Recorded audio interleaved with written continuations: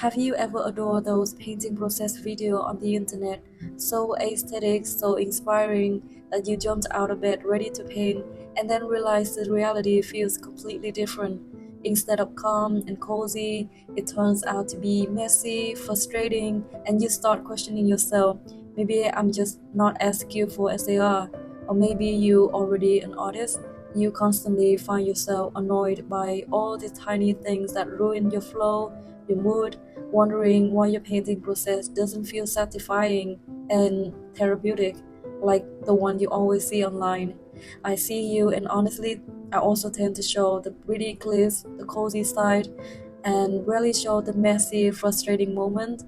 But today I decided to gather all these small, silly things that actually affect our mood more than we think. And in this free little vlog, I hope you feel comforted knowing that you're not alone and maybe feel less guilty about losing it in your artwork.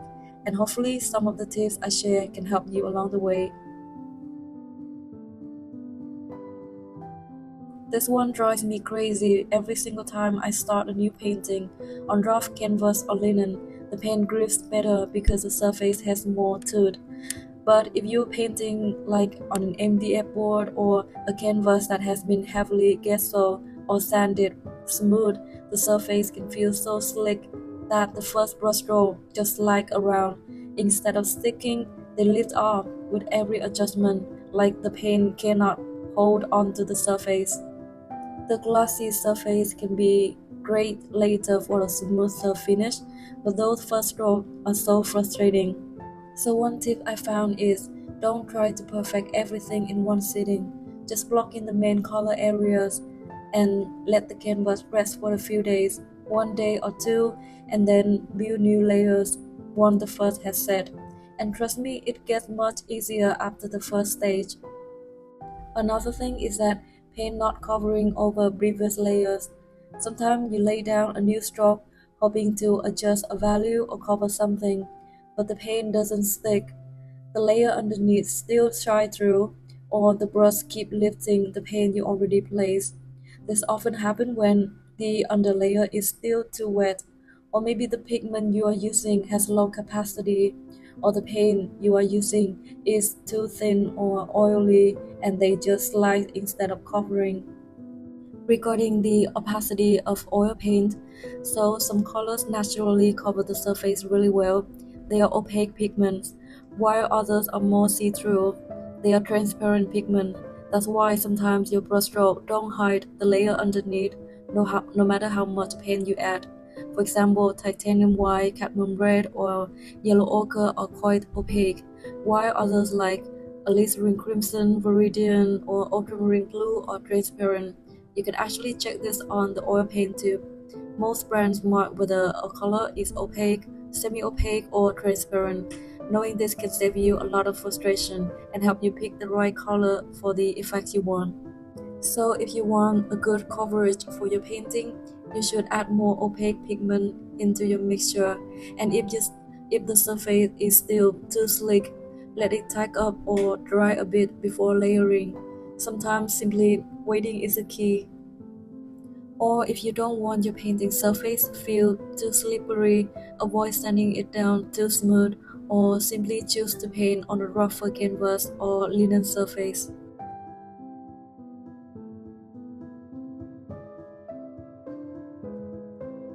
This is honestly one of the most annoying things ever. If you have pets or you have shed hair like me, it will end up on your brush, your canvas, or your palette. And sometimes it's not even your hair, but the bristle from your own brush falling out and sticking right into your canvas. And if your painting still wet, removing them usually smudges the area and ruin your carefully blended surface. So to solve this problem, I usually keep one stiff bristle brush to pick out any hair that gets stuck on the wet painting. But honestly, this is still pretty annoying. So if you have any better trick, please share it with me in the comment below. This is a painful one. Oil paint left on brushes overnight can harden the bristle, making them stiff, fragile, and almost impossible to clean fully. And let's be honest, good brushes are not cheap. some even expensive. And there are so many nights I was completely exhausted, ready to collapse into bed. But then suddenly I remember my brushes, and yes, I dragged myself out of bed at midnight just to clean them. Because if you leave it for one day or several days, it will be hard to remove the dry paint. And so remember to clean your brushes every time you finish painting. Your future self will thank you for those extra 5 minutes. Better 5 minutes than spending a lot of money on a new brush. And speaking of things drying, oil paint itself brings another headache.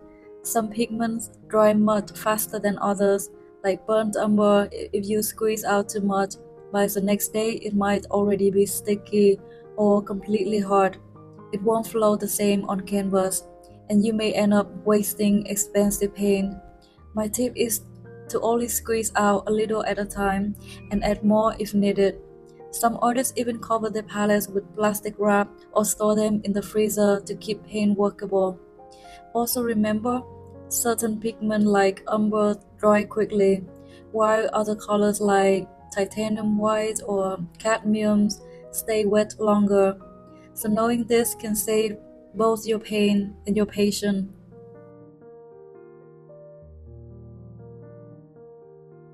One thing that often frustrates me is when I try painting wet on wet.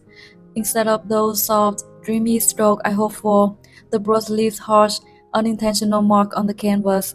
This only happens in some initial layers when the fresh layer underneath is still wet or too thin. The surface being too slick make it worse because the paint doesn't grab and ends up looking patchy instead of smooth. I've noticed that brush quality or type of brush really matters here. Softer bristle or brushes made specifically for blending help create smoother transition. On the other hand, stiff or cheap brushes always leave visible stroke no matter what. Another tip is to avoid brushing over the same area too much while the canvas is still wet. And trust me, as you build up more layers, each new stroke flows much easier. Or maybe you could add a little bit of medium to help it flow smoother. Also, don't try to perfect everything at once.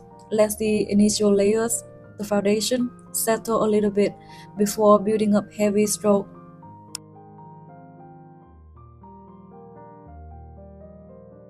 Another tiny but very real frustration is having to constantly rotate between different brushes. When painting with oils, we have to be super careful about muddy colors. If you use the same brush for both dark and light tones, things can get messy really fast. That's why it's always recommended to separate your brushes, some for dark and some for light. But honestly, this can be pretty annoying in practice. Sometimes you're in the flow and one brush just feels perfect in your hand, but then you have to switch it out. It breaks the momentum. Or maybe sometimes you just simply forget and you just drag a dark brush into your highlight or dip your light brush into the dark paint mixture and everything turn muddy.